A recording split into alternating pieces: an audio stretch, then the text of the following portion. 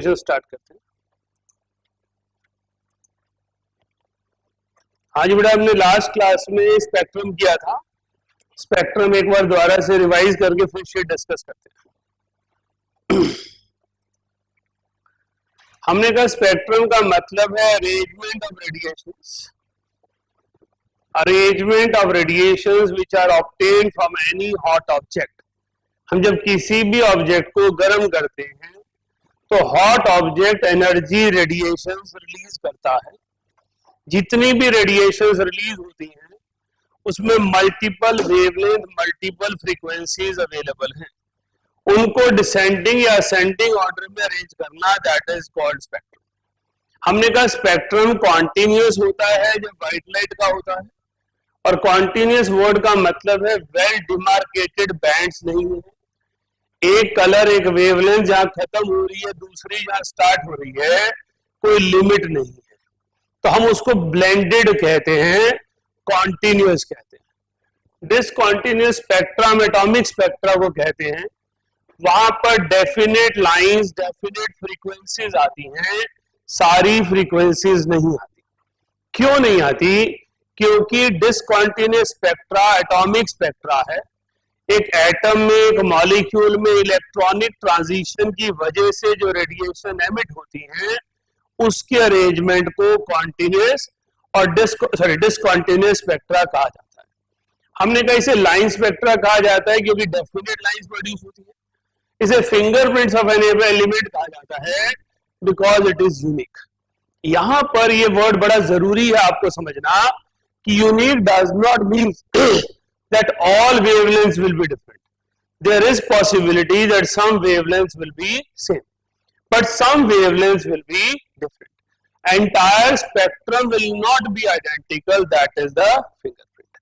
हमने कहा अगर हाइड्रोजन, हीलियम 1 पॉजिटिव और लिथियम 2 पॉजिटिव को आप कंपेयर करें तो हाइड्रोजन में सेकेंड से फर्स्ट शेल का एनर्जी डिफरेंस, हीलियम 1 पॉजिटिव में फोर्थ शेल से सेकेंड शेल का एनर्जी डिफरेंस, और लिथियम 2 पॉजिटिव में 6 शेल से थर्ड शेल का डिफरेंस बराबर होता है। इसका मतलब जो वेवलेंथ एमिट होगी वो एग्जैक्टली आइडेंटिकल होगी, लेकिन कंप्लीट स्पेक्ट्रम आइडेंटिकल नहीं होगा, क्योंकि हाइड्रोजन में सेकंड टू फर्स्ट जो है वो हीलियम में सेकंड टू फर्स्ट से डिफरेंट होगी, क्योंकि जो आपका एनर्जी डिफरेंस है वो दोनों में अलग अलग है।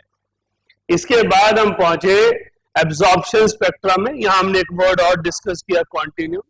हमने कॉन्टिन्यूम किसी भी स्पेक्ट्रम का वो हिस्सा है जो कॉन्टिन्यूअस अपीयर होता है because energy difference is very very small. देखो हमारी साइंसेस कोई भी हो, फिजिक्स, केमिस्ट्री, बायोलॉजी, वो ऑब्जर्वेशन और रीजनिंग दोनों का कॉम्बिनेशन होती है। बोहर ने कहा जैसे जैसे मैं न्यूक्लियस से दूर जा रहा हूं एनर्जी इंक्रीज हो रही है, एनर्जी डिफरेंस डिक्रीज हो रहा है। बोर की ये बात जस्टिफाइड ही ना होती अगर कॉन्टिन्यूम ना होता। कॉन्टिन्यूम की अपीयरेंस ये जस्टिफाई करती है कि एनर्जी डिफरेंस डिक्रीज हो रहा है। हमने कहा फिर एब्जॉर्प्शन स्पेक्ट्रा आता है। एब्जॉर्प्शन स्पेक्ट्रा व्हाइट लाइट का कॉन्टिन्यूअस स्पेक्ट्रा है, लेकिन उसमें सर्टेन डार्क बैंड्स हैं। ये डार्क बैंड्स क्यों अपीयर हुए? क्योंकि सर्टेन वेवलेंथ वेपर्स ने एब्सॉर्ब कर ली। वेपर्स ने सर्टेन वेवलेंथ एब्सॉर्ब की, तो जो वेवलेंथ एब्सॉर्ब हो गई कॉरेस्पॉन्डिंग डार्क बैंड्स आ गए। मैंने कहा अगर एमिशन स्पेक्ट्रा और एब्जॉर्प्शन स्पेक्ट्रा आप सेम एलिमेंट का स्टडी करते हैं तो लाइन स्पेक्ट्रा में लाइन जिस पर्टिकुलर फ्रीक्वेंसी पर एमिट होती हैं, एब्जॉर्प्शन स्पेक्ट्रा में डार्क बैंड्स उसी पर्टिकुलर फ्रीक्वेंसी पर ऑब्जर्व होता है। इसके बाद हम आए हाइड्रोजन स्पेक्ट्रम में। हमने कहा हाइड्रोजन स्पेक्ट्रम में यूनिकनेस क्या थी? इसने साइंटिफिक वर्ल्ड को किस बेस पे झंझोड़ा? इसने नए थॉट को कहां से डेवलप किया? Hydrogen is a single electron species, only single electron species exist in nature. Rest तो हम हाइपोथेटिकली बनाते हैं, but only single electron species exist in nature is hydrogen. अब सिंगल इलेक्ट्रॉन स्पीशीज है, इसका एक ही इलेक्ट्रॉन है। अगर मैं हाइड्रोजन का स्पेक्ट्रम लेता और उसमें एक ही शेल होता और एक ही इलेक्ट्रॉन होता तो सिंगल वेवलेंथ आई होती, चाहे मैं जो मर्जी हीट यूज करता। लेकिन जब हमने हाइड्रोजन स्पेक्ट्रम स्टडी किया, हमारे पास वैरायटी ऑफ रेडिएशंस आई। हमारे लिए स्टडी करने के लिए हमें कुछ सेट रूल्स बनाने पड़े। हमने, क्योंकि हायर शेल्स तो अनडिफाइंड है, इंफिनिटी बोलते हैं, लोअर शेल डिफाइंड है, इसलिए हमने लायमन, बाल्मर, पास्चर, ब्रैकेट, पीफंड को लोअर लेवल के बेस पे डिफाइन किया। हमने कहा अगर इलेक्ट्रॉन किसी भी हायर शेल से फर्स्ट शेल पर आता है तो लायमन सीरीज, किसी भी हायर से सेकंड पर आता है तो बाल्मर सीरीज, किसी भी हायर से थर्ड पर आता है तो पास्चर सीरीज, किसी भी हायर से फोर्थ पर आता है तो ब्रैकेट सीरीज। हमने कहा जो बोहर ने उम्मीद की थी वो हमें दिखाई भी दिया। फर्स्ट शेल से रेस्ट शेल्स का एनर्जी डिफरेंस बहुत ज्यादा है, तो कोई भी फोटोन आए सेकंड, थर्ड, फोर्थ, वो सब यूवी रीजन को बिलोंग करेंगे, हाई एनर्जी रेडिएशन। किसी भी हायर शेल से सेकंड पर आ रहा है वो विजिबल रीजन है, लोअर एनर्जी रेडिएशन। किसी भी हायर शेल से थर्ड, फोर्थ, फिफ्थ पर आ रहा है और छोटी हो गई एनर्जी, हाई रीजन।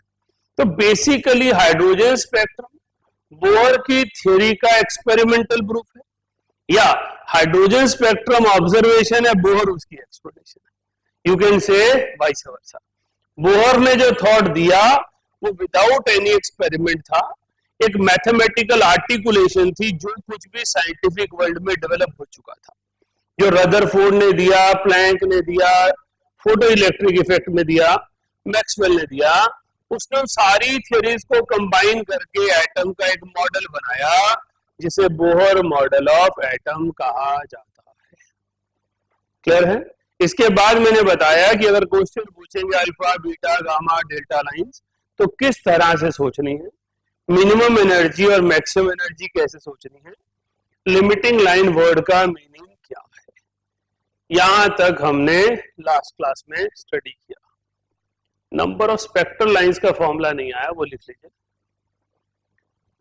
लिखिएगा। Total number of spectral lines, total number of spectral lines when electron jumps from any n2 level to any n1 level। हमें नहीं पता कौन से कौन सी तरफ आ रहा है, then it is n2 minus n1 into n2 minus n1 plus 1 upon 2। Total number of spectral lines, total number of spectral lines when electron jumps from any higher level to first shell। अब higher level undefined है और first shell defined है, यहीं पर डाल दीजिए, इसी में फॉर्मूला बन जाएगा n into n minus 1/2। ये जो सेकंड फॉर्मूला है सबसे कॉमन है एग्जाम्स में। फर्स्ट फॉर्मूला है कोई जबरदस्ती कुछ और रीजनिंग चेक करने के लिए डाल दे तो आपको आना चाहिए, राइट। ज्यादातर जो यूज होता है वो सेकंड वाला है, क्योंकि हर इलेक्ट्रॉन की फाइनल डेस्टिनी फर्स्ट शेल है, राइट। n1 अगर अदर देन फर्स्ट है वो तो हाइपोथेटिकल है, एक्सपेरिमेंटल नहीं है। मैंने लास्ट क्लास में भी आपको कहा था, कोई भी रेडिएशन यूज कर लो, आपको बाल्मर, पास्चर, ब्रैकेट, पीफंड, इनके फोटोन मिल भी सकते हैं और नहीं भी मिल सकते, बट लायमन का फोटोन डेफिनेटली मिलेगा, क्योंकि हर इलेक्ट्रॉनिक ट्रांजिशन ऑफ हाइड्रोजन में लास्ट डेस्टिनी इलेक्ट्रॉन की फर्स्ट शेल है। क्लियर है? हाँ जी, any question from online section? नहीं है? और पूछा करो, कल भी समझाया था, वीडियो ऑन कराया करो सुबह। हाँ जी, कुछ कह रहे थे आप, दीपांशी आप थे, बोलिए। अच्छा, क्वेश्चन पे आ रहे हो, क्वेश्चन तो अभी कर रहे हो।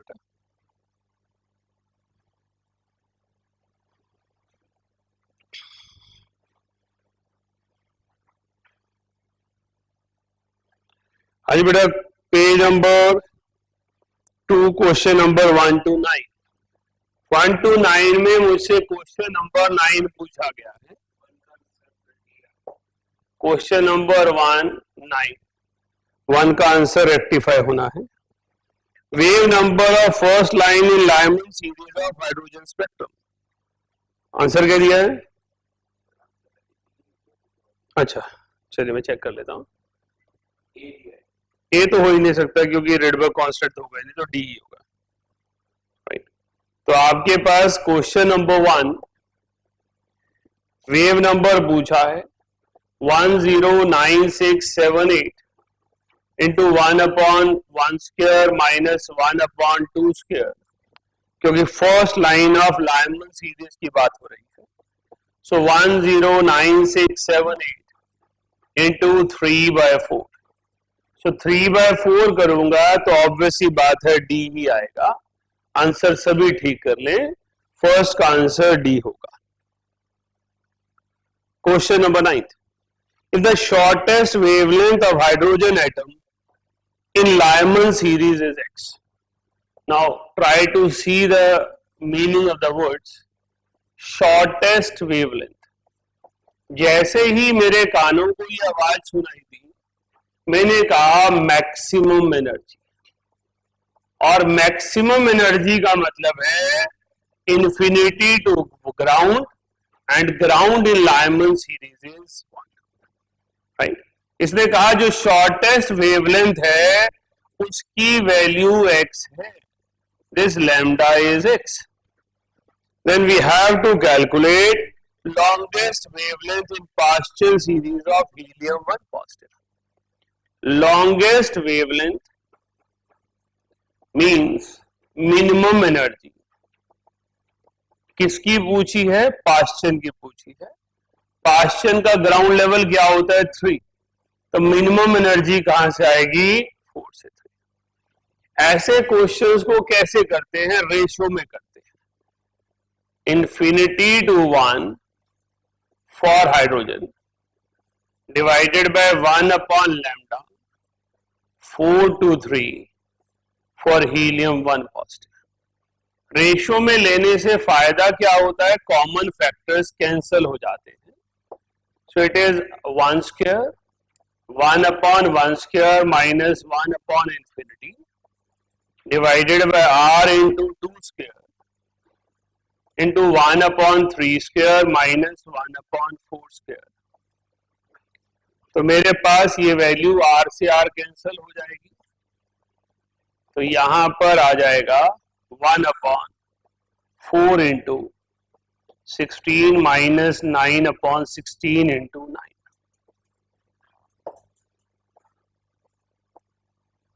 तो मेरे पास यहां पर जो वैल्यू निकल कर आई, lambda 4 to 3 of helium-1 positive divided by lambda infinity to 1 for hydrogen, that is equals to 36/7। अब इसकी वैल्यू x थी, इसलिए lambda 4 to 3 of helium-1 positive is 36/7x। समझ आया? डबल स्क्रीन में कई बार ऑनलाइन में हेजीनेस आती है, थोड़ी सी चीज आप समझ पाए मुझे बता दें, कोई कंफ्यूजन हो, राइट। हमने कहा हमारे पास इलेक्ट्रॉनिक ट्रांजिशन की बात हो रही थी, शॉर्टेस्ट वेवलेंथ और मिनिमम वेवलेंथ की बात हो रही थी। हमने कहा shortest wavelength means maximum energy and longest wavelength means minimum energy. तो लास्ट क्लास में जो कंसेप्ट यूज किया था, फर्स्ट शेल और सेकंड शेल कौन सा लेना है, उसको यूज करके मैंने एक्सप्लेन किया। हाँ जी बेटा, दिपांशी क्लियर हो गया? हाँ जी बेटा, next page, question number 10 to 20। हाँ जी बेटा, कुछ बोलिए। Question number 6. If the series limit of wavelength of Lyman series of hydrogen atom is 912, the series limit of wavelength of Balmer series of radiation which may be emitted is। बेटा मेरे पास series limit की बात हो रही है। जब series limit की बात होती है तो इन्फिनिटी से होती है, infinity to 1 for Lyman and infinity to 2 for Balmer. फिर मैं वही काम करूंगा जो मैंने अभी रेशो ली थी, मैं लिखूंगा 1 upon lambda infinity to 1 divided by 1 upon lambda infinity to 2। इसको लिखूंगा r into Z square 1 upon 1 square minus 1 upon infinity r into Z square into 1 upon 1 square 2 square minus 1 upon infinity. अब infinity तो zero हो गया, R Z square से R Z square cancel हो गया, तो ये एंड रिजल्ट जो है वो 4 बच गया। तो मेरे पास lambda infinity to 2 upon lambda infinity to 1 is equal to 4। Question में दिया था कि ये जो लैम्डा इन्फिनिटी है इसकी वैल्यू 912 है, तो मैं इसको दूसरी साइड ले गया 912 extra. This is the way I have to attempt. तो मेरे पास सीरीज लिमिट मतलब इन्फिनिटी से ग्राउंड लेवल। हाँ जी कुशल, नेक्स्ट क्वेश्चन 10 to 27 समझ लो। In the Bohr series of lines of hydrogen spectrum, third line from red end को अंडरलाइन करेंगे, रेड एंड पे फोकस करेंगे, correspond to which of the inner inter-orbit jump of electron in Bohr orbit of hydrogen। बेटा red end का मतलब visible region और UV region. Visible region VIBGYOR, red end का मतलब है red end is minimum energy of visible region. Visible region की minimum energy को red end कहते हैं, राइट। तो जो फर्स्ट लाइन आएगी रेड एंड से वो मिनिमम एनर्जी होनी है, तो 3 to 2 आएगी। जो सेकेंड लाइन आएगी वो मेरे पास 4 to 2 आएगी, और जो थर्ड लाइन आएगी वो 5 to 2 आएगी, right. So red end means Balmer series visible region, red का मतलब minimum energy, so accordingly we get. अच्छा आपने फार रेड को ले लिया था, ओके। हाँ जी, और कोई question 10 to 20? 16th, if nu1 is the frequency of series limit in Lyman series, nu2 is the frequency of first line of Lyman series, and nu3 is the frequency of series limit of Balmer series। बेटा आप बताइएगा दीक्षांत, अगर मैं series limit बोल रहा हूं तो इसका मतलब लिमिटिंग लाइन हो गया ना। तो nu1 कौन सी ट्रांजिशन हुई? इन्फिनिटी टू 2, क्योंकि बाल्मर सीरीज है ना। उसके बाद उसने कहा nu2 is the frequency of first line in, अच्छा लाइमन है, ओके लाइमन है। nu2 इज फर्स्ट लाइन, तो फर्स्ट लाइन ऑफ लाइमन क्या हुई? 2 to 1। और उसके बाद उसने कहा nu3 is the frequency of series limit of Balmer infinity to 2। अब देखो अगर यहां पर मैं रिलेशन बनाऊं तो ये इसके बराबर आ जाता है। इलेक्ट्रॉन इन्फिनिटी से 2 पर आया, जो फ्रीक्वेंसी आई वो nu3 थी, फिर 2 से 1 पर आया, जो फ्रीक्वेंसी थी वो nu2 थी। तो जब इलेक्ट्रॉन यहां से फर्स्ट पर आया तो nu1, इसका मतलब जो nu1 वाली एनर्जी है वो इन दोनों का सम टोटल हो गया। बस इसी को रिलेशन को यूज करते हैं। तो मेरे पास nu3 plus nu2 is equals to nu1।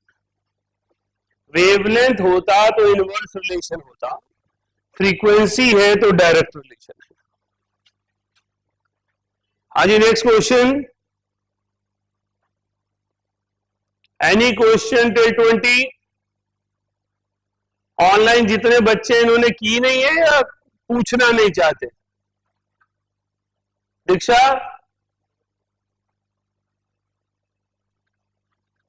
इसने तो की नहीं, इसको तो पहुंची नहीं, मेरे ग्रुप में ऐड नहीं किया था। दीपांशी ने पूछा 25th क्वेश्चन। हिमांशी कितने क्वेश्चन करके आई हो?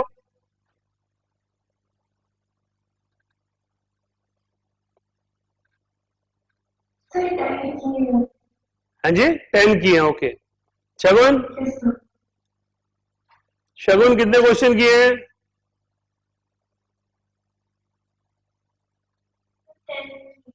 ओके। आज सारी करो कंप्लीट, कल फिर छुट्टी आनी है, संडे है। Monday we will discuss entire thing. First, second, third, fourth जितनी शीट्स में क्वेश्चंस हैं कल उन सारों को रिकवर कीजिए। जैसे ही चैप्टर खत्म होगा, आपका एटॉमिक स्ट्रक्चर का कंप्लीट टेस्ट होना है, तो you should not be lagging behind in anything. कल नहीं, कल। तो आपके पास सारे क्वेश्चंस को, सारी शीट्स को थॉरोली कंप्लीट कीजिए। आपको पता ही है कि साथ साथ हमने एनसीईआरटी भी करनी है। जेई मेंस और नीट का मतलब होता है एनसीईआरटी। जेई एडवांस में go beyond NCERT, but JEE mains और NEET means NCERT and exemplar are must. तो जहां आपका चैप्टर क्लास में खत्म होने की तरफ आता है, तो आपको उन दोनों को भी, एनसीईआरटी और एग्जाम्पलर को थॉरो करना है, राइट। चलिए, क्वेश्चन नंबर 25 पूछा उसे, what will be the longest wavelength in Balmer series of spectrum? बेटा question number 25, longest wavelength means minimum energy. Minimum energy in Balmer series means 322। बस इसको निकाल लीजिए। 1/λ 1.1 into 10 to the power 7 into 1/2 square minus 1/3 square। तो मेरे पास ये value आ जाएगी, lambda is equals to 16 into 9/7.7 into 10 to the power 7।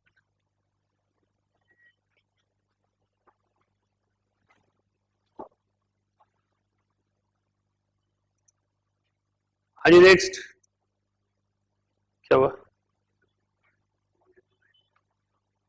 अच्छा, वो मैं पिछले क्वेश्चन से कर गया। ठीक, 36 आ जाएगा ना,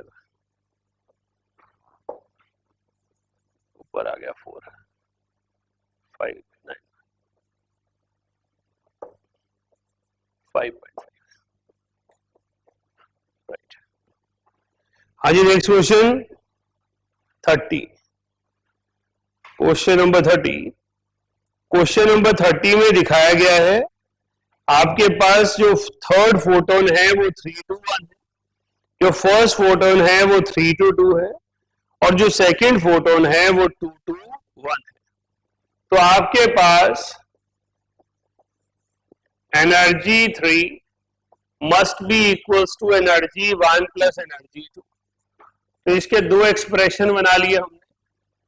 एक h nu 3 is equals to h nu 1 plus h nu 2।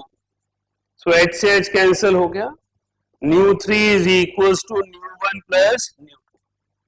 यहां पर आ गया मेरे पास hc by lambda 3 is equals to hc by lambda 1 plus hc by lambda 2। तो मेरे पास ये रिलेशन आ गया, 1/λ3 is equals to λ2 plus λ1 upon λ1 λ2।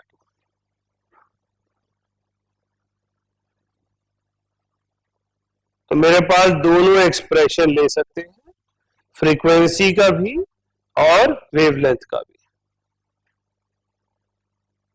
हाँ जी, नेक्स्ट क्वेश्चन आफ्टर क्वेश्चन 30 32 तक किसी का और कोई रह गया? हाँ जी, कुशा बोलिए। 22 32, ओके ओके बेटा 32। Question number 32, whenever a hydrogen atom emits a quantum in visible region of Balmer series, वो कह रहा है कि इलेक्ट्रॉन जो है वो बाल्मर सीरीज का फोटोन एमिट कर रहा है, इसका मतलब किसी भी हायर शेल से सेकेंड शेल पर आ गया है। उसके बाद it may emit another quantum in Balmer series, नहीं पॉसिबल है। जब सेकेंड शेल पर आ गया, अब दोबारा सेकेंड शेल पे कैसे आएगा? It must emit another quantum in ultraviolet region, बिल्कुल सही है, क्योंकि जब वो सेकेंड शेल पर आ गया तो उसे ग्राउंड शेल पे आना ही पड़ेगा, क्योंकि लास्ट शेल ग्राउंड शेल है। Second quantum of wavelength of 120 nanometre will be emitted, और लास्ट है second quantum will be of past shell, वो हो नहीं सकता। तो सिर्फ सी ऑप्शन हमें चेक करनी है। 1 upon lambda equals to 1.1 into 10 to the power 7 into 1 upon 1 square minus 1 upon 2 square. तो मेरे पास लैम्डा की वैल्यू हो गई 4 into 10 to the power minus 7 upon 3.3। So ये अप्रोक्सीमेटली 122 आ ही जाएगी। तो आंसर ये भी सही है। तो आंसर इज बी एंड सी। हाँ जी, क्वेश्चन क्लियर हुआ? Right. Any other question left? नहीं है। चलिए फिर नेक्स्ट टॉपिक की तरफ चलते हैं।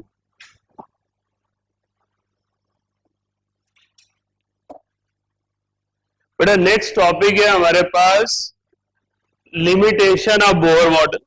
वो मैं सिर्फ समझा रहा हूं, लिखवाने जैसी चीज नहीं है स्टेज पर। लिमिटेशन ऑफ बोहर मॉडल का मतलब है बोहर मॉडल में क्या चीज थी जो उसको समझ में नहीं आई।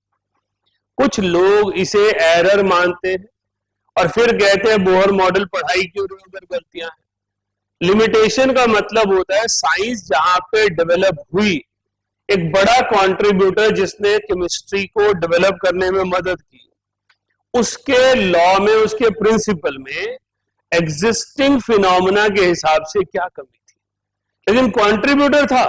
ना वो होता, ना क्वांटाइजेशन कंसेप्ट आता, ना इलेक्ट्रॉनिक ट्रांजिशन की बातें होती, ना जस्टिफिकेशन आती, और ना स्पेक्ट्रोस्कोप को फिंगरप्रिंट्स की तरह कंसीडर करके हम एलिमेंट को डिस्कवर कर पाते। राइट। सो बोहर की कंट्रीब्यूशन उसकी लिमिटेशन से छोटी है, बड़ी है। लेकिन लिमिटेशन क्यों पढ़ते हैं? ताकि हम समझ पाए कि किस चीज पर बोहर नहीं लगाना है। इंपॉर्टेंट ये है, बोहर किस चीज पर नहीं लगाना है, इसके लिए लिमिटेशन पढ़ते हैं, ना कि बोहर को डांटने के लिए लिमिटेशन पढ़ते हैं। बच्चों को लगता है डांटने के लिए कर रहे हैं क्योंकि बचपन है, फिर पढ़ाई क्यों अगर गलतियां हैं। सो लिमिटेशन मीन्स कहां पर बोहर नहीं लगाना है। Bohr model is not applicable to spectrum of multi electron species. तो अगर आप सोडियम स्पेक्ट्रम स्टडी कर रहे हो, आप थेलियम स्पेक्ट्रम स्टडी कर रहे हो, स्कैंडियम स्पेक्ट्रम स्टडी कर रहे हो, हेलोजन का स्पेक्ट्रम स्टडी कर रहे हो, आप बोहर नहीं लगाओगे।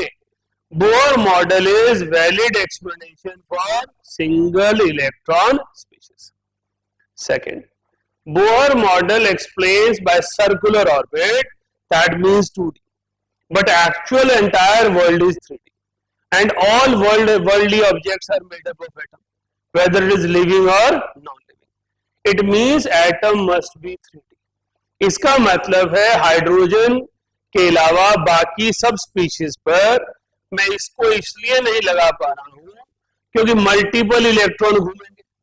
हाइड्रोजन के पास तो एक ही इलेक्ट्रॉन था और बोहर ने इंटर इलेक्ट्रॉनिक रिपल्शन को कंसीडर नहीं किया, तो मेरा काम चल गया। लेकिन जब मैं मल्टी इलेक्ट्रॉन में जाऊंगा तो इंटर इलेक्ट्रॉनिक रिपल्शन भी होगी। एटम 3D में होगा क्योंकि एक इलेक्ट्रॉन तो कहीं भी घूम रहा हो 1D कहलाएगा। If one particular particle is moving in this direction, मेरे लिए यही इंपॉर्टेंट है। If it is moving in this direction, मेरे लिए यही इंपॉर्टेंट है। तो मेरे लिए हाइड्रोजन लाइक स्पीशीज पर बोहर 100% सक्सेसफुल चलता है। लेकिन जैसे ही मैं मल्टी इलेक्ट्रॉन स्पीशीज पे जाता हूं, इंटर इलेक्ट्रॉनिक रिपल्शन आ जाती है, और इंटर इलेक्ट्रॉनिक रिपल्शंस को कंसीडर करने के लिए बोहर में कुछ नहीं है। Right? Bohr model fails in defining shapes of molecules.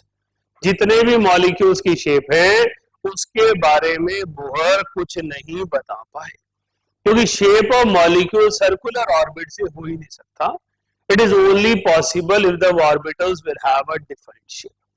इसके बाद लिमिटेशन आती है जीमैन एंड स्टार्क इफेक्ट, वो मैं आपको लिखवाऊंगा. And lastly we say de Broglie और हीजनबर्ग के लिए कोई क्लू नहीं था. किताबें लिखती हैं पर मेरे जैसा स्कॉलर ऑफ केमिस्ट्री मानता है कि जायज नहीं है. वो बताकर तो गया था इतनी तेज स्पीड से इलेक्ट्रॉन इतने छोटे स्पेस में भाग रहा है. एक इंटेलेक्चुअल आदमी के लिए ये बहुत बड़ी बात है कि कोई छोटी सी चीज एक छोटे से स्पेस में बहुत तेज स्पीड से भागेगी तो फाइनाइट पाथ हो ही नहीं सकता. मैं आपके पाथ को भी डिफाइन नहीं कर सकता. राइट, आप सबने कार रेसिंग बाइक रेसिंग देखी होगी. थ्रिलिंग इवेंट्स होते हैं. वो जितनी तेज स्पीड से भागते हो उतनी ट्रेजेक्टरी मुश्किल हो जाती है. Isn't it? आप अगर कार वाली गेम खेल रहे हो, आप जैसी कार की स्पीड बढ़ाते हो, आप जितना मर्जी कोशिश कर लो ट्रेजेक्टरी फॉलो नहीं होती. और कभी लेफ्ट जा रही होती है, कभी राइट जा रही होती है, कभी दीवार में जड़ जाती है, क्योंकि वो तेज भाग रही है. वो तेज भी कितनी तेज भाग रही होती है, 250 किलोमीटर पर. और इलेक्ट्रॉन तो बेचारा भाग की स्पीड से रहा है 2 × 10⁻⁶ मीटर पर सेकेंड. राइट, 2000 किलोमीटर पर सेकेंड. अभी स्पीड से भागने वाली चीज का फाइनाइट पाथ नहीं हो सकता. That is 100% true. इसलिए हमें वेव नेचर को लाना पड़ा. लेकिन क्योंकि बुक्स में लिमिटेशन है, आपने बुक्स पढ़नी है, आपने पेपर देना है, so you must consider it as a limitation कि उसने डी ब्रॉगली और हीजनबर्ग के लिए कोई प्लेटफॉर्म तैयार नहीं किया. राइट, लिखिएगा Zeeman and limitation of Bohr model में लिख लीजिए. Zeeman and Stark effect. Zeeman and Stark effect.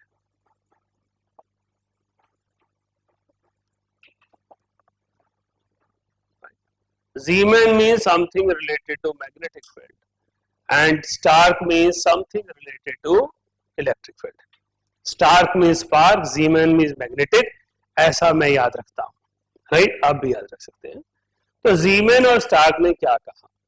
उन्होंने कहा कि जो आप स्पेक्ट्रल लाइन एक डिफाइन कर रहे हो, लायमन, बाल्मर, पास्चन, ब्रैकेट, पीफर्ड, ये लाइन एक ही लाइन है जब तक आपने बाहर से कोई इन्फ्लुएंस क्रिएट नहीं किया. लेकिन आप जैसे ही इलेक्ट्रिक और मैग्नेटिक फील्ड रखोगे, ये लाइन फाइनर लाइंस में स्प्लिट हो जाएंगी. Now entire scientific world come to the confusion. Question mark raise हो गया, क्योंकि photon is the smallest particle, तो कैसे टूट गया? फाइनर लाइन का मतलब है एक सिंगल फोटोन छोटे छोटे फोटोन में टूट गया. अब क्योंकि फोटोन स्मॉलेस्ट पार्टिकल है, ये करेक्ट है, और फाइनर लाइन ऑब्जर्वेशन भी करेक्ट है, तो बीच में मैच किया गया कि इसका मतलब जब बाहर से इलेक्ट्रिक और मैग्नेटिक फील्ड लगाते हैं तो एक शेल से दूसरी शेल में जो जंप हो रही होती है वो एक्चुअल नहीं हो पाती. वहां छोटे छोटे सब लेवल क्रिएट हो जाते हैं. तो इलेक्ट्रॉनिक ट्रांजिशन सब लेवल से होकर गुजरती है. तो जब आप इलेक्ट्रिक और मैग्नेटिक फील्ड नहीं लगा रहे तो सब लेवल्स नहीं है, ओनली शेल्स. लेकिन जब आपने इलेक्ट्रिक और मैग्नेटिक फील्ड लगा दी तो सब लेवल्स आ गए. अब क्योंकि सब लेवल की स्टडी बोहर में नहीं है, इसका मतलब बोहर की लिमिटेशन हो गई. सब लेवल क्या है? सब शेल्स. सब शेल्स किसमें दिए? Quantum number. इसका मतलब आपके पास इसकी कंप्लीट एक्सप्लेनेशन कहां से आएगी? क्वांटम नंबर से आएगी. राइट, लिखे Zeeman effect. according to it, splitting of spectral lines in finer lines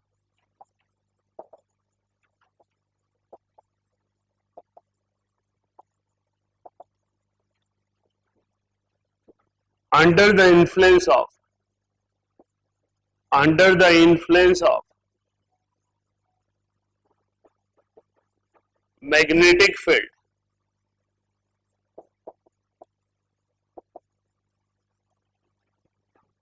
is Zeeman effect.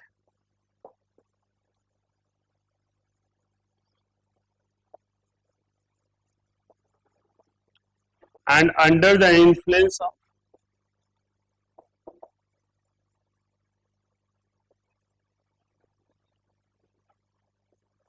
electric field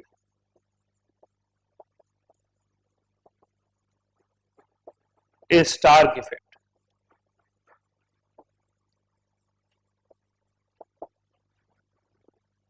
तो हमारे पास एक स्पेक्ट्रल लाइन का फाइन लाइंस में डिवाइड हो जाना, स्प्लिट हो जाना, जब वो स्टडी इलेक्ट्रिक और मैग्नेटिक फील्ड के इन्फ्लुएंस में होगी, that is called Zeeman or Stark effect, right?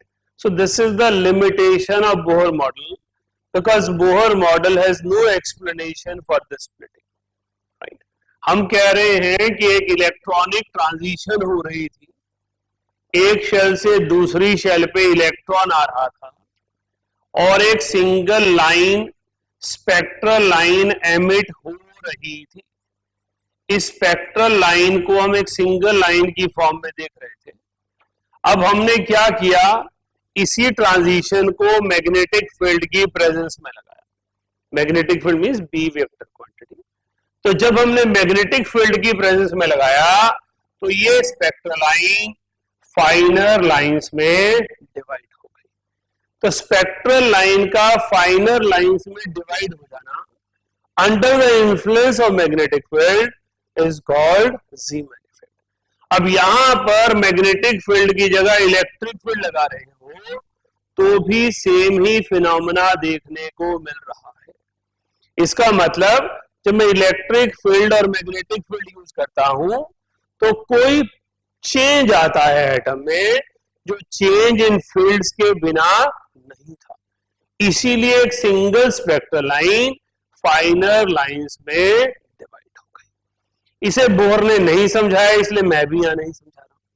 मैं इसको समझाऊंगा आपको क्वांटम नंबर में, जब मैं आपको सब लेवल पढ़ाऊंगा। जब मैं सब लेवल पढ़ाऊंगा, ऑर्बिटल्स पढ़ाऊंगा, मैग्नेटिक क्वांटम नंबर पढ़ाऊंगा, उस टाइम पे मैं आपको बताऊंगा ज़ीमैन और स्टार्क इफेक्ट क्या है और वो कैसे अपीयर हुए, ऐसा क्यों उनको देखने को मिला। क्लियर है? सो हम नेक्स्ट टॉपिक ले रहे हैं। Next is de Broglie principle. लिखिए,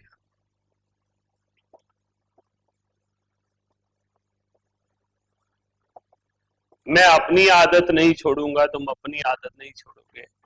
जब मैं नया मॉडल स्टार्ट करूंगा मैं तुमसे पूछूंगा ही कि तुम बताओ इसके बारे में क्या बता सकते हो, और मैं चाहूंगा कि तुम अपनी आदतें छोड़ दो। भाई सुन लो मेरी बात। हाँ जी, de Broglie principle. Anything known to anyone about de Broglie?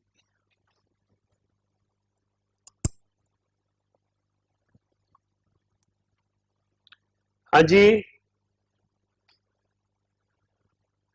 नहीं मानोगे? Anyone from online? दीपांशी कुछ बताना चाह रही हो बेटा?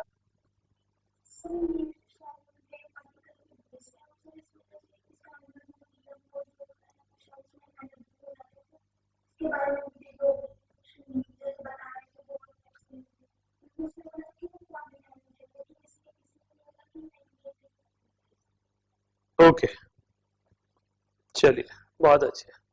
आप कुछ और नहीं याद आ रहा? कोई बात नहीं, लिखिए।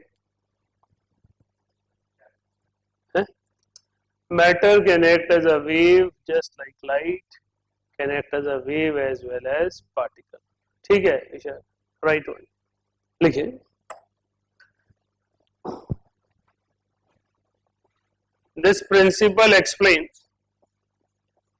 this principle explains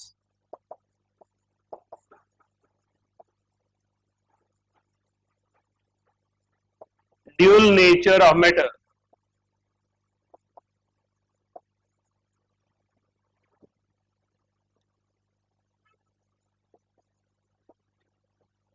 Right. तो डी ब्रॉगली प्रिंसिपल हर स्टूडेंट को ड्यूल नेचर ऑफ मैटर के नाम से याद रखना है। Planck quantum theory dual nature of light है और de Broglie principle dual nature of matter है। लिखिए आगे। According to it,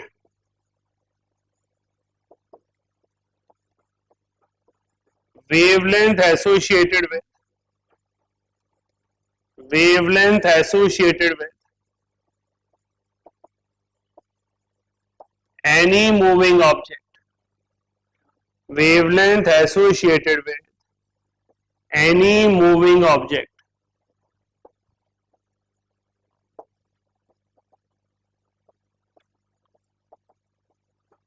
is inversely proportional to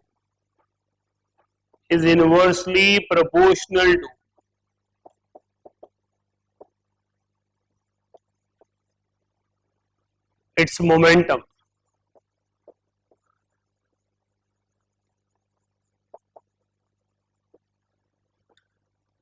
तो डी ब्रॉगली कहते हैं wavelength associated with any moving object is inversely proportional to momentum. जब हम कहते हैं wavelength is inversely proportional to momentum, so we say lambda is equals to h upon mp, or we say lambda is equals to h upon p, where p is mp. तो हमारे पास ये expression wave और particle duality को कैसे समझाता है? Wave length का मतलब है वेव नेचर और मोमेंटम का मतलब है particle nature.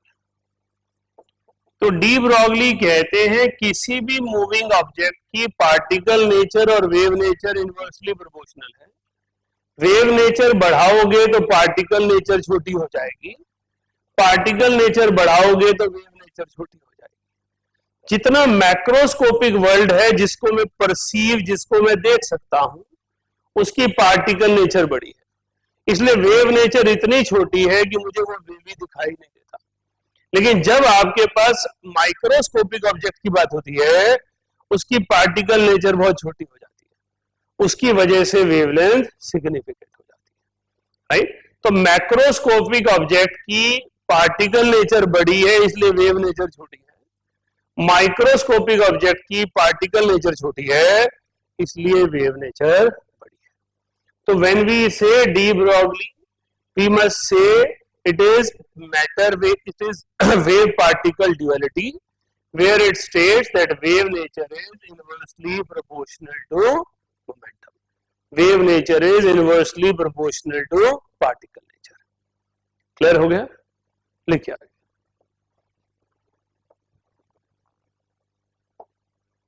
This principle is applicable. This principle is applicable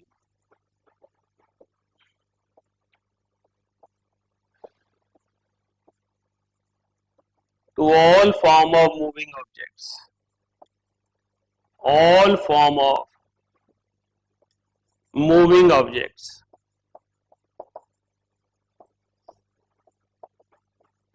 But it is significant. But it is significant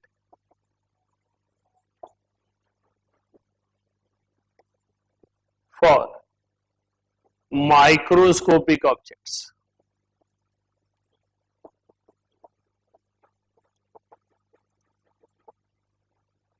मेरी स्टेटमेंट पे जो आपके एंट्रेंसेस में क्वेश्चन बनता है वो क्या है? On which of the following de Broglie is applicable और de Broglie is not applicable? तो कोई भी ऑब्जेक्ट जो मोशन में है उस पर de Broglie लगता है. It can be cricket ball, it can be golf ball, it can be car, it can be planet, it can be microscopic object, electron, proton, atom, molecule. But any of these things which is in rest, de Broglie is not applicable. चाहे वो molecule ही है, अगर वो rest में है तो de Broglie applicable नहीं. Reason, उसने कहा wavelength is inversely proportional to momentum. Momentum is the property possessed by moving object. जो चीज रेस्ट में, उसका मोमेंटम क्या होगा? v will be zero, momentum will be zero. So de Broglie principle is applicable only to moving object, but significant for microscopic, क्योंकि वहां wave nature significant हो जाती है. मैक्रोस्कोपिक पे लगा सकता हूं, आप दौड़ रहे हो, आपके ऊपर वेव नेचर कमेंट की जा सकती है. आप क्रिकेट खेल रहे हो, बॉल मूव कर रही है, वेव नेचर कमेंट की जा सकती है. एल्वियोलाई में O2 मॉलिक्यूल भाग रहे हैं, वेव नेचर कमेंट की जा सकती है. लेकिन माइक्रोस्कोपिक O2 के केस में वेव नेचर सिग्निफिकेंट होगी, आपके और क्रिकेट बॉल के क्या में इनसिग्निफिकेंट होगी। क्लियर हो गया? इसको जस्टिफाई करने के लिए पहले एक न्यूमेरिकल करेंगे। लिखिए, calculate wavelength of following.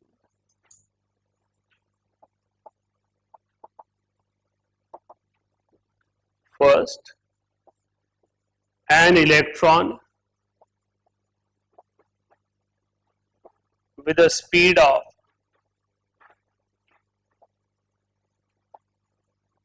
2 into 10 to the power 6 metre पर सेकेंड। ये कौन सी स्पीड ली मैंने? फर्स्ट बोर ऑर्बिट की approximately. Second, a cricket ball of 100 gram with a speed of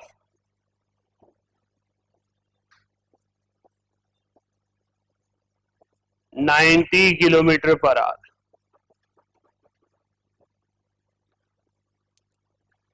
Third, an oxygen molecule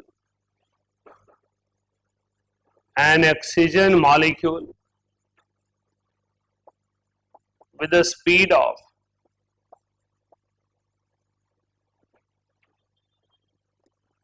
200 metre पर second.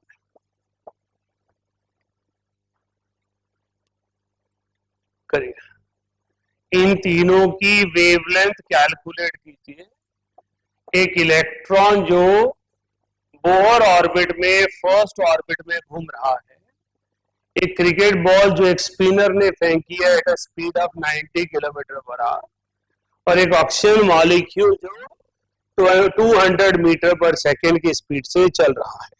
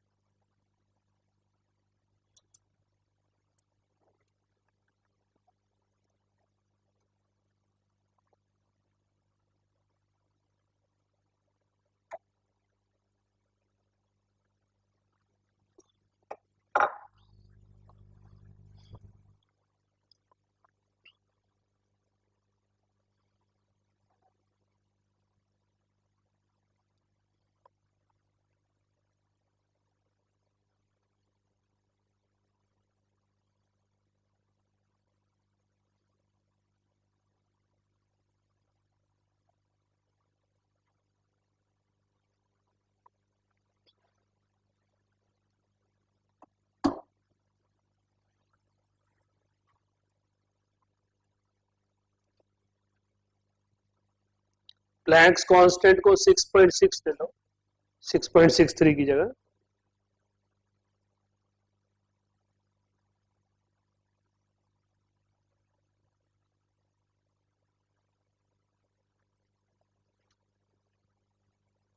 Electron का मास कितना होता है? हाँ जी साहिल, इलेक्ट्रॉन का मास 5, तो 9 ले लो, 0.1 हटा दो, हमें तो अप्रोक्सीमेशन में वैल्यूज चाहिए। So wavelength of electron will be 6.6 into 10 to the power -34।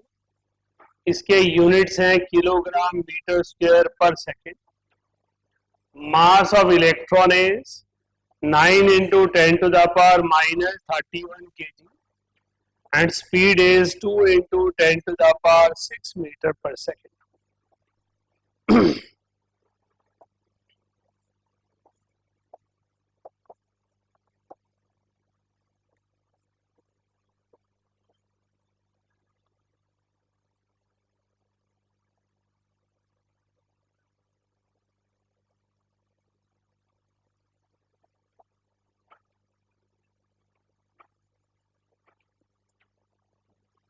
तो मेरे पास लैम्डा ऑफ इलेक्ट्रॉन आ गया अप्रोक्सीमेटली 360 पिकोमीटर और 0.36 इंटू 10⁹ हिमांशी बहुत अच्छा किया आपने, राइट। नेक्स्ट,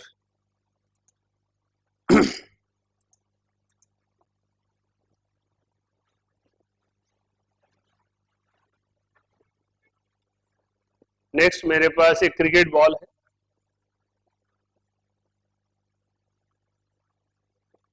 ये वही रहेगा 6.6 इंटू 10⁻⁻34। इसके यूनिट्स हैं किलोग्राम मीटर स्क्वायर पर सेकेंड। तो बॉल का मास दिया था 100 ग्राम, उसे 0.1 kg लेना है। उसकी स्पीड दी थी 90 मीटर पर किलोमीटर पर आवर। सो 90 इंटू 5/d, ये कन्वर्ट हो गया मीटर पर सेकेंड।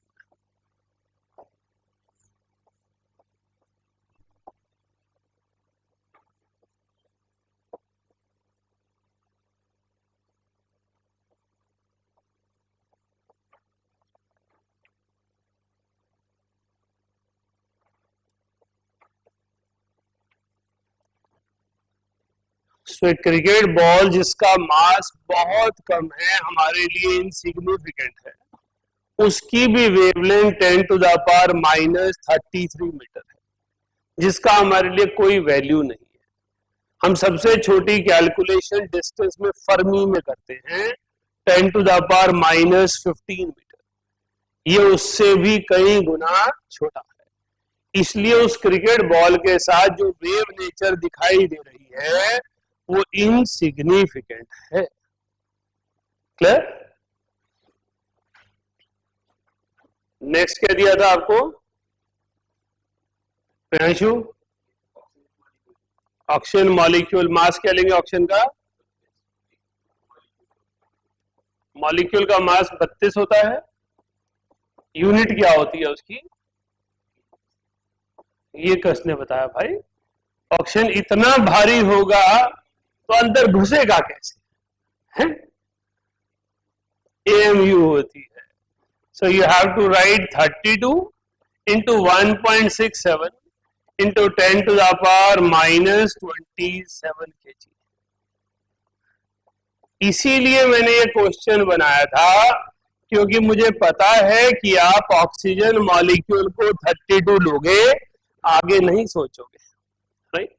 अब 1.67 क्या होता है? Basically 10/6। Calculations will be easy, right. तो मैंने ये 200 का यहां 100 कर दिया और इसको मैंने 3 कर दिया, ये मैंने 10.67 कर दिया, राइट।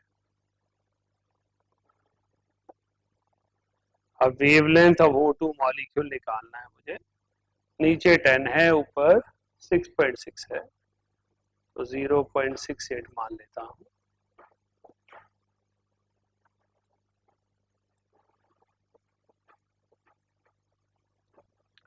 सो ऑक्सीजन का मास इलेक्ट्रॉन से बहुत ज्यादा था, उसकी स्पीड मैंने 200 मीटर पर सेकंड रखी है, वो भी सिग्निफिकेंटली हायर है। मेरे पास जो ऑक्सीजन का वेवलेंथ आ रही है वो 10⁻⁻10 की टर्म में आ रही है।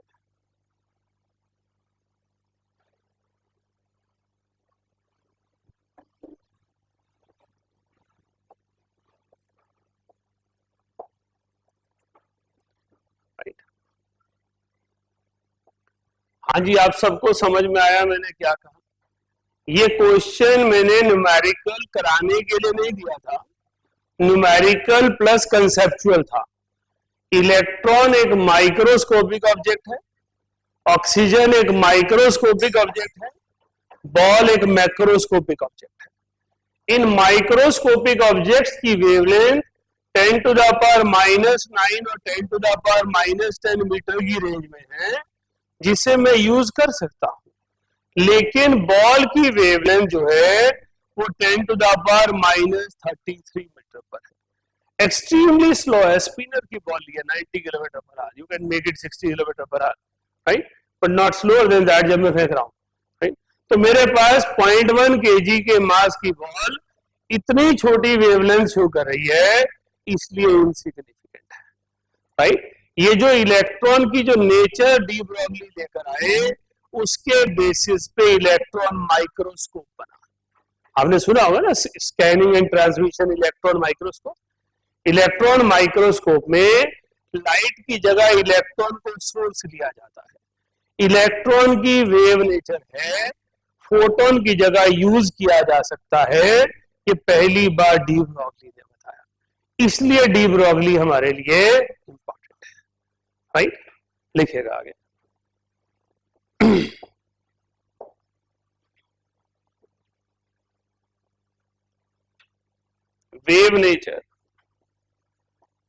wave nature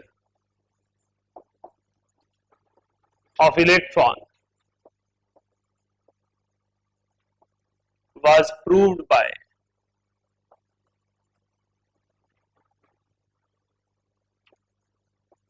Davison and Germer experiment. Davison and Germer experiment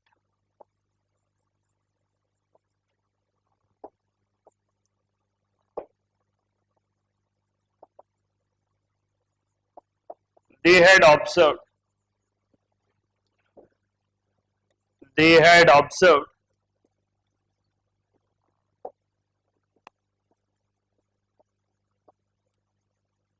that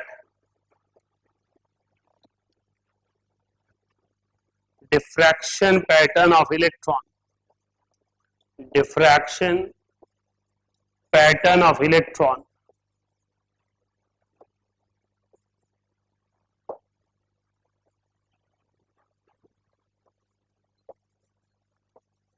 is similar to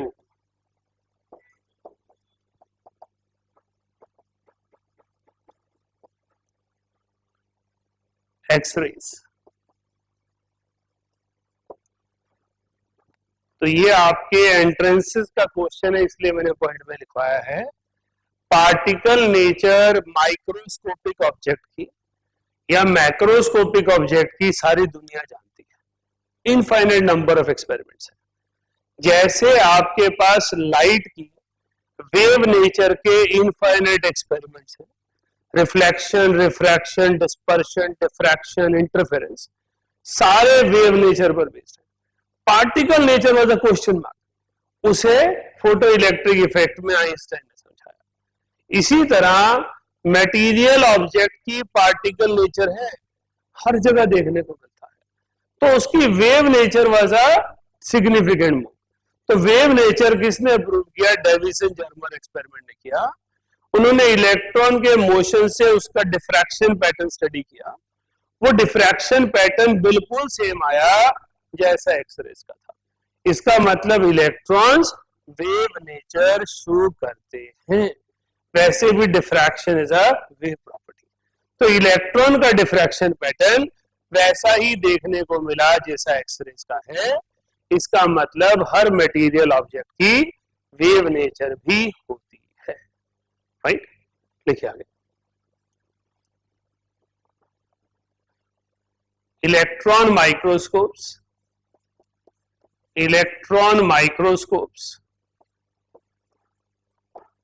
were developed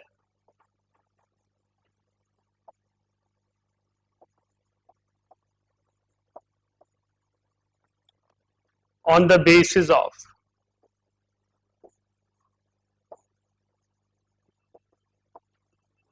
de Broglie principle, on the basis of de Broglie principle, all right।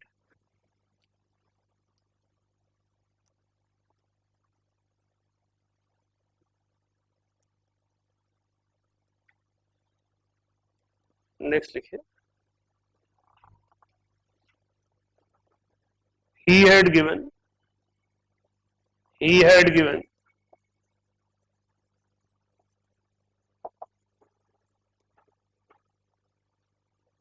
energy wavelength relation for matter। अब होता क्या है, जब भी energy और wavelength का question आता है, एक स्टूडेंट को सबसे पहले E equals to h c by lambda strike होता है। क्वेश्चन वेवलेंथ ऑफ इलेक्ट्रॉन पर है, question wavelength of alpha particle पर है, क्वेश्चन वेवलेंथ ऑफ प्रोटॉन पे है, और एक स्टूडेंट लगा रहा है E equals to h c by lambda. जायज नहीं है, क्योंकि C is the velocity of light. Electron can not move with the velocity of light, proton can not move with the velocity of light, proton can alpha particle cannot move with the velocity of light. So E equals to hc by lambda is applicable only to light or heat. It is only applicable to light or heat. Green light, red light, UV light, IR light, कहीं microwave, radio wave जिस मर्जी पे लगा दो, क्योंकि C is the velocity of light. लेकिन मैं matter पे नहीं लगा सकता। तो डी ब्रॉगली कहते हैं कि आपके पास काइनेटिक एनर्जी मूविंग ऑब्जेक्ट की एनर्जी होती है और वो हाफ mv² होती है। इसको मैं रीअरेंज करूं तो ये √2m ke बन जाएगी। अब मैं इसको सब्स्टिट्यूट कर दूं as lambda is equals to h upon mv। अब मैं इसको यहां पर लगा दूं, so lambda is equals to h by √2m ke।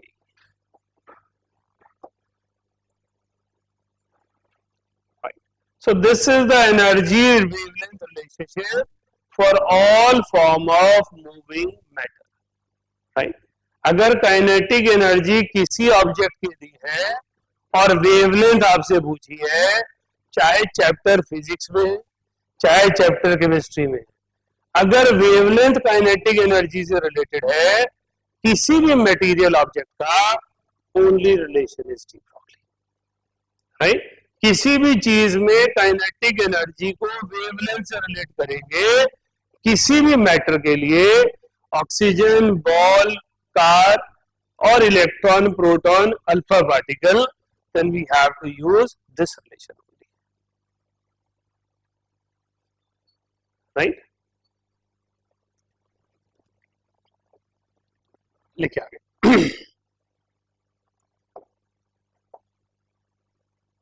Charge particles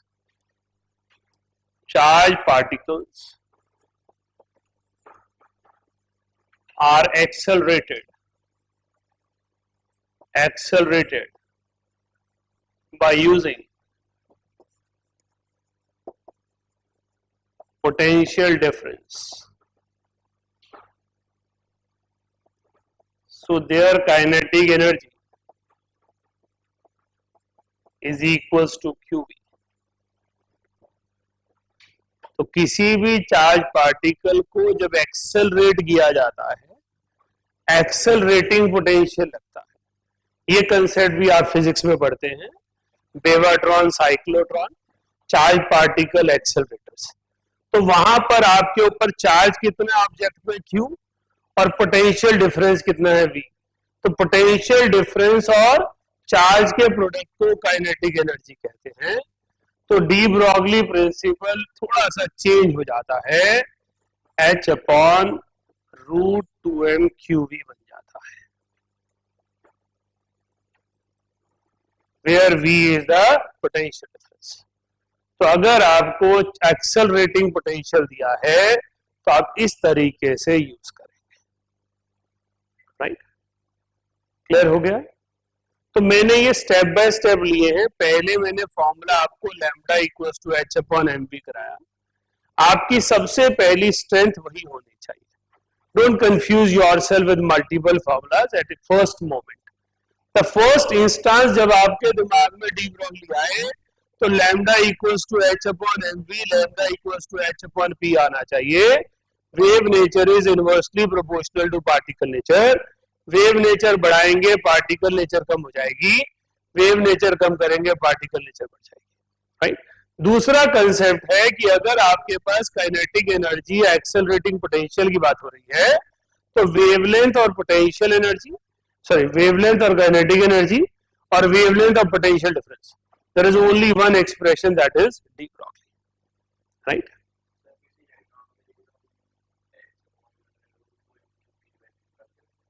हाँ निकाल के रख सकते हैं। मैं ऐसे ना कॉन्स्टेंट याद करवाने में विश्वास नहीं रखता, राइट। कितनी पॉसिबिलिटी है क्वेश्चन के आने की?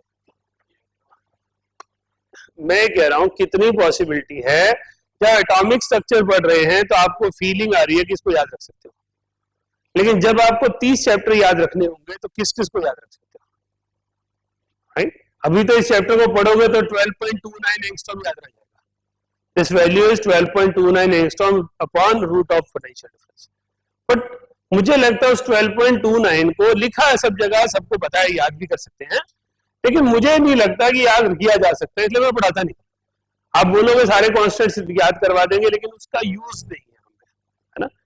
HC की वैल्यू जरूरी थी क्योंकि HC आपके पास 10 चैप्टर्स में है, एक में नहीं है, राइट। ये सिर्फ यहां है, इसके बाहर नहीं है। डी ब्रॉगली पे क्वेश्चन पूछना है तो न्यूमेरिकल पर ही पूछेंगे, ये कहीं नहीं लिखा। एटॉमिक स्ट्रक्चर पे क्वेश्चन पूछना है तो डी ब्रॉगली के इलेक्ट्रॉन पे ही पूछेंगे, ये भी पॉसिबिलिटी नहीं, right. Atomic structure is a bigger chapter, de Broglie is a smaller concept, right. लिखिए आगे।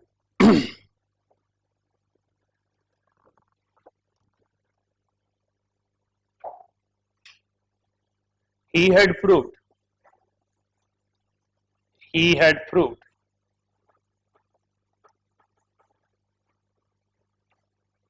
that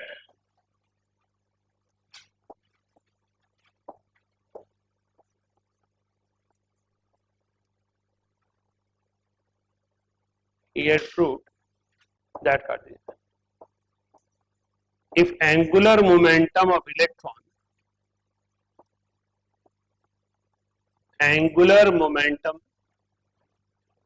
of electron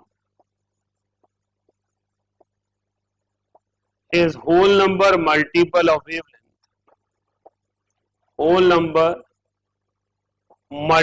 of wavelength,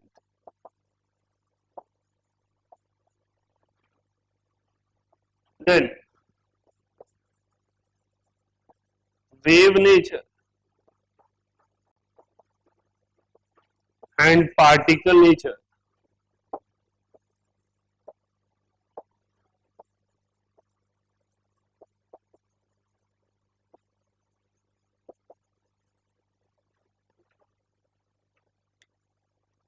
can be observed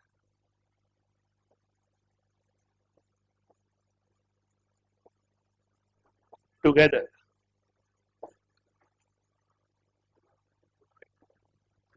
D Broglie ने बोहर को एक्सेप्टेंस की स्टैंप लगाई। बोहर ने कहा electron is permitted only in those orbits where angular momentum is whole number multiple of wavelength.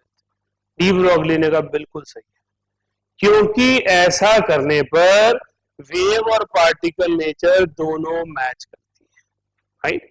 De Broglie ने कहा कि अगर एक ऑर्बिट है सर्कुलर पाथ में, इलेक्ट्रॉन घूम रहा है, उसकी जो सरकमफ्रेंस होनी चाहिए वो whole number multiple of wavelength होनी चाहिए। अगर होल नंबर मल्टीपल होगा तो वेव कटेगी नहीं, टूटेगी नहीं। अगर होल नंबर मल्टीपल नहीं होगा तो वेव ब्रेक हो जाएगी। अगर ये होल नंबर मल्टीपल नहीं है तो वेव ब्रेक हो जाएगी। तो this is not permitted, this is permitted. De Broglie कहते हैं circumference of orbit must be whole number multiple of wavelength. Circumference का फॉर्मूला क्या होता है?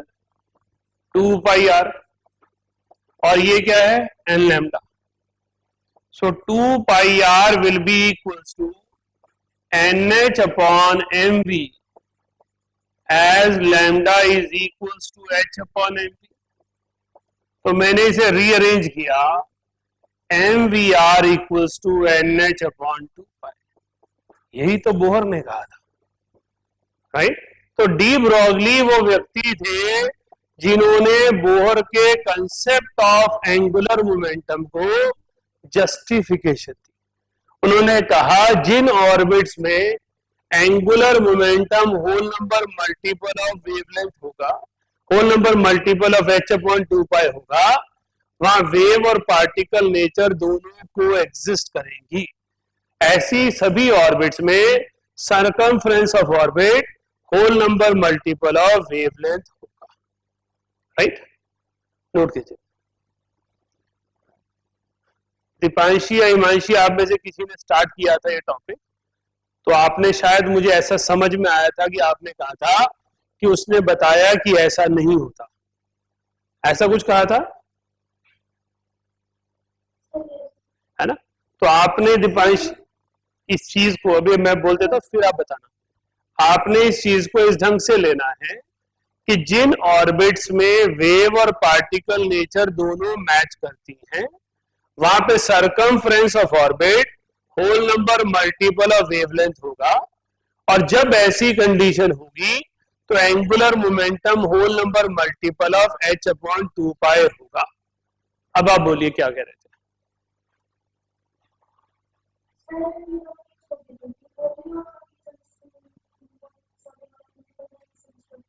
ओके, दोनों मिक्स हो गए थे, ठीक है, क्लियर है। हाँ जी, क्लियर हो गया है। तो डी ब्रॉगली प्रिंसिपल जब आप कंक्लूड करें कि आपको आ गया, आपको पहला आना चाहिए it is wave particle duality of matter, दूसरा होना चाहिए wave nature is inversely proportional to particle nature, तीसरा होना चाहिए that it gives the only relationship between wavelength and kinetic energy for any form of matter object, चौथा होना चाहिए this particular principle is applicable only when any object is in motion, if an object is in rest whether it is microscopic or macroscopic, de Broglie lose its significance, right? It is significant for microscopic because wavelength is higher. And lastly, this model justifies de Boer's concept of angular momentum, that जिन orbit में angular momentum whole number multiple of h upon 2 pi आएगा, वहां पर wave particle duality maintain होगी। Clear हो गया? Next ले रहे हैं हिजनबर्ग अनसर्टेनिटी प्रिंसिपल।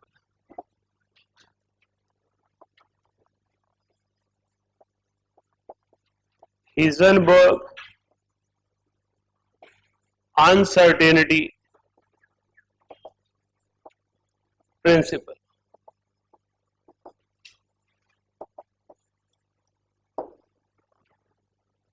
हाँ जी, क्या बता रहे हो? कुछ तो दिया होगा तभी तो है। Okay, Himanshi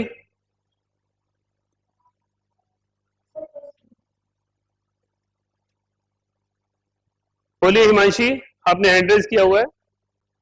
Yes, sir, according to this principle, it is impossible to determine the position at the momentum of electrons simultaneously. Very good, beautiful. इस प्रिंसिपल का क्या सिग्निफिकेंस है केमिस्ट्री को, Himanshi?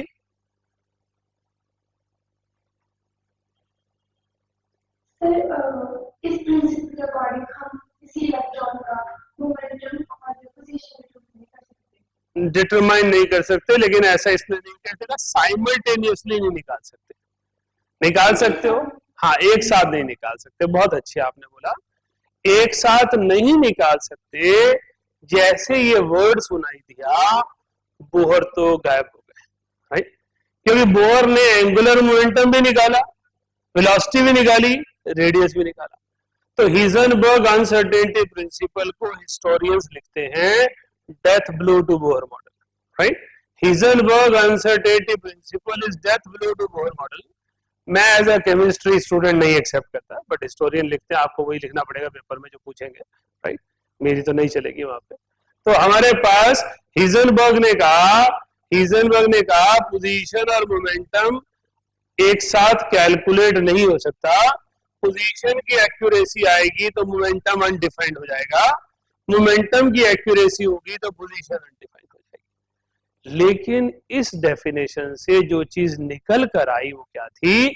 Orbital, right? Orbital is a space where we are not saying electron is known with certainty, we are saying electron is present anywhere in the space। हम उन dots को इकट्ठा करके इलेक्ट्रॉन का एक रीजन बना रहे हैं, राइट? तो हिजनबर्ग वो है जिनकी वजह से ऑर्बिटल की थियरी सामने आई, इसलिए हिजनबर्ग की कंट्रीब्यूशन बड़ी है, right.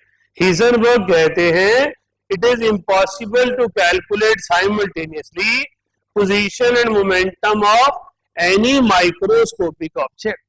When we try to precisely calculate them, the minimum error will be h upon 4 pi, which cannot be rectified by any measuring device. अगर आप कोई कल को बहुत प्रिसीजन डिवाइस बना लेते हैं, साइंस बहुत डेवलप हो जाती है, तो भी ये minimum error h upon 4 pi आएगा। हिजनबर्ग इतने कॉन्फिडेंट थे कि आज साइंस डेवलप हो भी जाए तो भी एक minimum error h upon 4 pi आएगा। इसका मतलब h upon 4 pi कोई मेजरिंग डिवाइस की प्रॉपर्टी नहीं है, ये माइक्रोस्कोपिक ऑब्जेक्ट की प्रॉपर्टी है, राइट। तो हिजनबर्ग ने कहा कि जब आप माइक्रोस्कोपिक ऑब्जेक्ट देखते हो जो बहुत छोटे होते हैं, तो आपको एक लाइट का सोर्स यूज करना पड़ता है उसे देखने के लिए, और ऑप्टिक्स कहती है कि जो भी सोर्स ऑफ लाइट लेना है वो proportional to the size of object होना चाहिए। अगर छोटा ऑब्जेक्ट होगा तो छोटी वेवलेंथ, बड़ा ऑब्जेक्ट होगा तो बड़ी वेवलेंथ। अब माइक्रोस्कोपिक ऑब्जेक्ट ले रहे हो तो छोटी वेवलेंथ लेनी पड़ेगी, छोटी वेवलेंथ की एनर्जी ज्यादा होगी। अब ज्यादा एनर्जी फोटोन आके इलेक्ट्रॉन को टकराएगा तो क्या इलेक्ट्रॉन अपनी जगह पड़ा रहेगा? नहीं पड़ा रहेगा, तो गायब हो जाएगा, राइट। क्लियर है? इसलिए जब मेरे पास मैं उसे देख पा रहा हूं तो वो अपनी ट्रेजेक्ट्री में नहीं है, वो डिस्प्लेस्ड फ्रॉम ट्रेजेक्ट्री है, क्योंकि वो उस फोटोन की वजह से मुझे दिख रहा है जो हाई एनर्जी फोटोन जाके उसे टकराया था, राइट। तो जो हिजनबर्ग प्रिंसिपल है वो प्रॉपर्टी बेस्ड है, मेजरिंग डिवाइस बेस्ड नहीं है। इसलिए h upon 4 pi पे वो इतने कॉन्फिडेंट हैं कि ये जो मैं बोल रहा हूं ये मेजरिंग डिवाइस नहीं है, नेचर ऑफ माइक्रोस्कोपिक ऑब्जेक्ट है। देखिए, it is impossible to calculate, it is impossible to calculate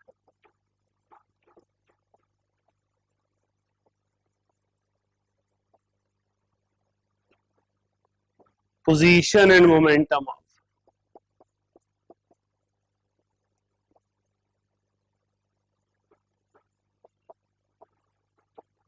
microscopic object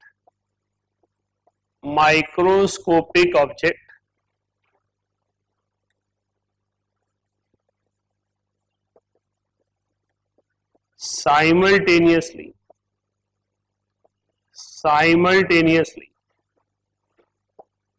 and accurately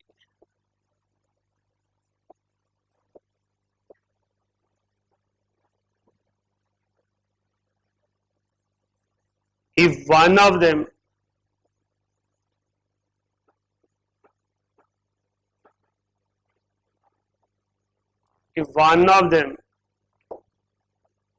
will be accurate,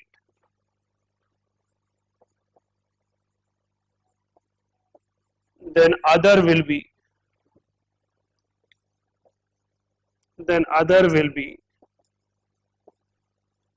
undefined.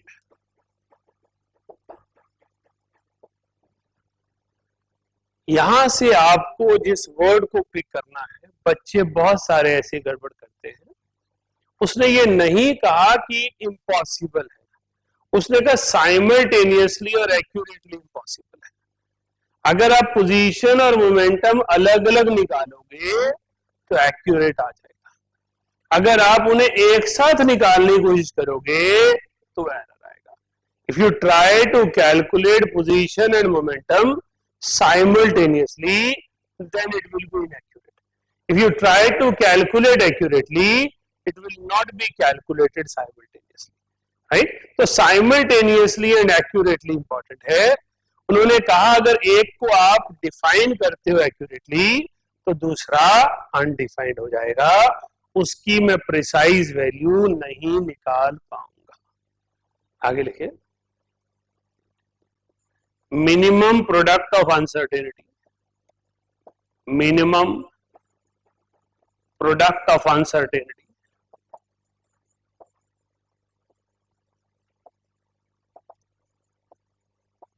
will be H upon 4 pi. तो minimum product of uncertainty H upon 4 पाई होगा, right. तो electron की movement के लिए जो minimum uncertainty product आ रहा है वो H अपॉन 4 पाई आ रहा है, इसलिए फॉर्मूला तैयार हो गया delta x into delta B greater than equal to H upon 4 pi. उन्होंने कहा पोजीशन को और मोमेंटम को एक्यूरेटली कैलकुलेट नहीं किया जा सकता, तो उन्होंने एक फॉर्मूला दिया हमें मोमेंटम की जगह एम डेल्टा भी लगा दिया, राइट। डेल्टा पूरी साइंसेस में चेंज के लिए लिखते हैं, इसलिए यहां पे डिफाइन करना जरूरी है that this triangle indicates uncertainty. So delta x is uncertainty in position, delta p is uncertainty in momentum, delta v is uncertainty in velocity, right?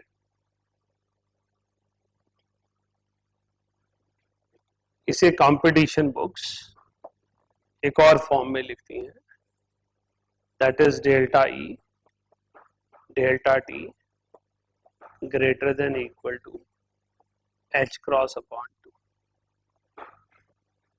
right, where H cross is H upon 2 pi. तो हमारे पास delta x into delta p can be written as delta E into delta t. That is energy time relation. That is energy, kinetic energy of microscopic object cannot be known at the same moment accurately. Time span बढ़ाओगे तो E को निकाल सकते हो, right. अब इस फॉर्मूले को यूज कैसे करना है? अगर डेल्टा x 0 है तो डेल्टा b क्या होगा? अनडिफाइंड, क्योंकि ये 0 तो नीचे जाएगा ना, anything divided by 0 is undefined. तो हमने कहा डेल्टा x 0 है तो पोजीशन की अनसर्टेनिटी 0 है, तो पोजीशन एक्यूरेटली पता है, पोजीशन एक्यूरेटली पता है तो मोमेंटम अनडिफाइंड हो जाएगा, तो uncertainty in momentum will be very high, right. Carelessly कई बार बच्चे इसको इससे मल्टीप्लाई कर देते हैं, कहते हैं delta X is 0 delta P is also 0। No, if delta X is 0 delta P will be undefined, if delta P will be 0 delta X will be undefined. Delta X का 0 होना पोजीशन का accurate होना है, और delta P का 0 होना momentum का defined होना, एक्यूरेट होना है। जिस भी चीज को 0 करोगे वो डेफिनेटली नोन है। If delta v is 0 velocity is sure, if delta p is 0 momentum is sure, if delta x is 0 position is sure, delta is uncertainty, if delta will be 0 uncertainty will be 0, uncertainty 0 होना मतलब accurately पता होना। Clear हो गया? लिखिए आगे।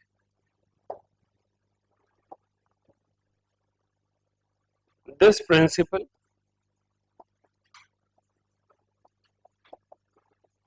is regarded as, this principle is regarded as death blow to Bohr model.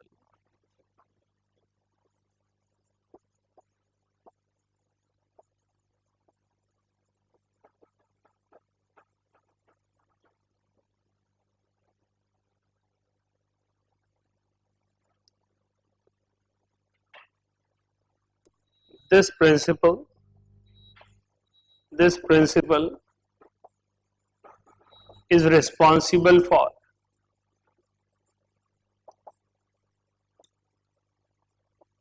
concept of orbitals,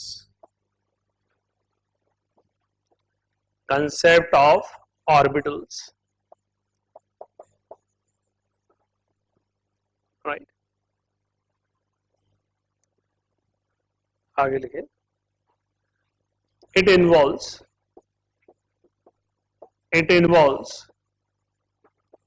product function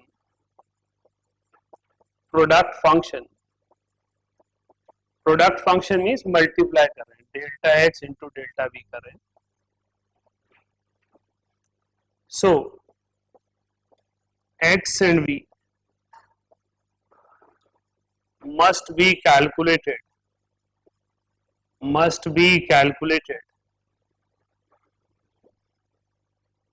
on same axis.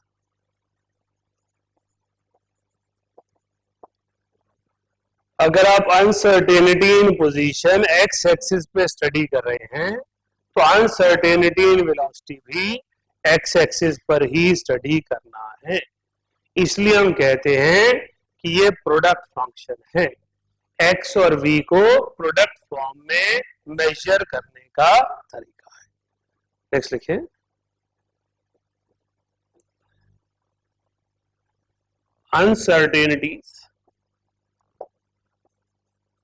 uncertainties in position and velocity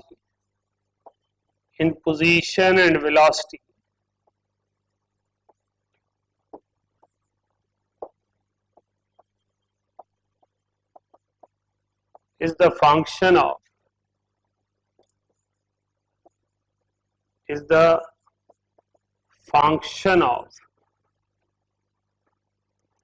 wavelength of the source. जो आप source use कर रहे हो study करने के लिए, जो uncertainty in position या अनसर्टेनिटी इन वेलोसिटी है, उसकी वेवलेंथ का प्लस माइनस है. अगर वेवलेंथ छोटी करते जाओगे तो एनर्जी बढ़ती जाएगी, मोमेंटम अनडिफाइंड हो जाएगा. आप वेवलेंथ बड़ी करते जाओगे, मोमेंटम एक्यूरेट होता जाएगा और पोजीशन अनडिफाइंड हो जाएगी.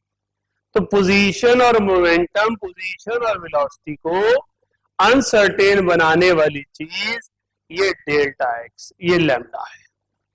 राइट. लास्ट लिखिए. He had proved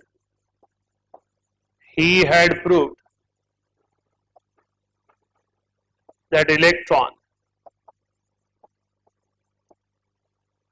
cannot exist in nucleus,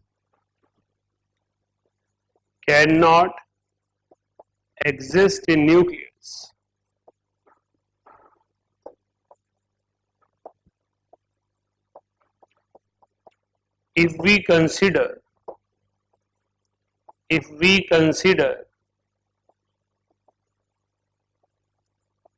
electron in nucleus,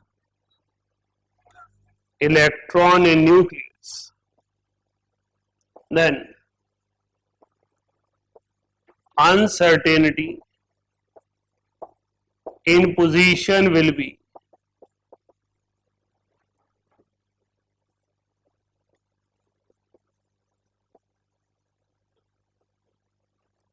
in the order of diameter of nucleus.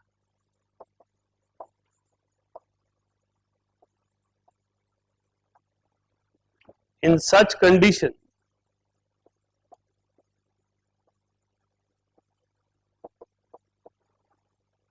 velocity of electron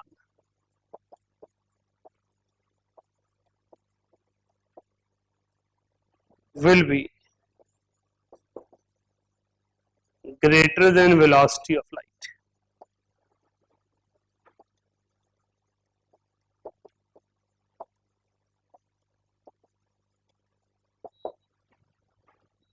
तो हिजनबर्ग से पहले सबने स्टेटमेंट दिया कि इलेक्ट्रॉन न्यूक्लियस में एग्जिस्ट नहीं करता.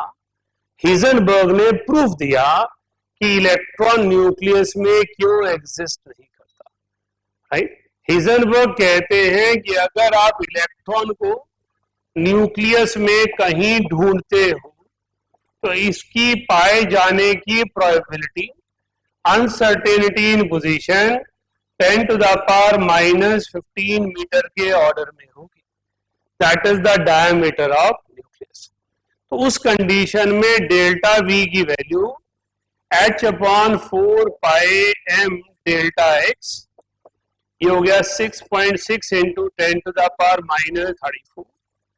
ये हो गया 4, 22/7, 9 into 10 to the power minus 31, 10 to the power minus 15, right.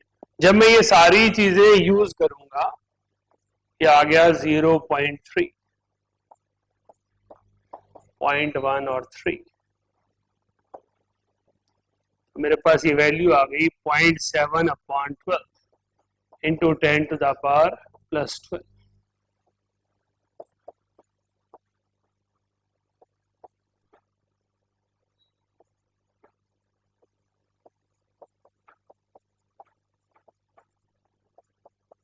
(5.8 into 10 to the power minus 10 meter per second, which is greater than velocity of light, right? तो हिजनबर्ग अनसर्टेनिटी प्रिंसिपल कहता है कि अगर मैं इलेक्ट्रॉन को न्यूक्लियस में consider करूंगा तो उसकी uncertainty in velocity will be greater then uncertainty in velocity of light, right? ऐसा पॉसिबल नहीं है।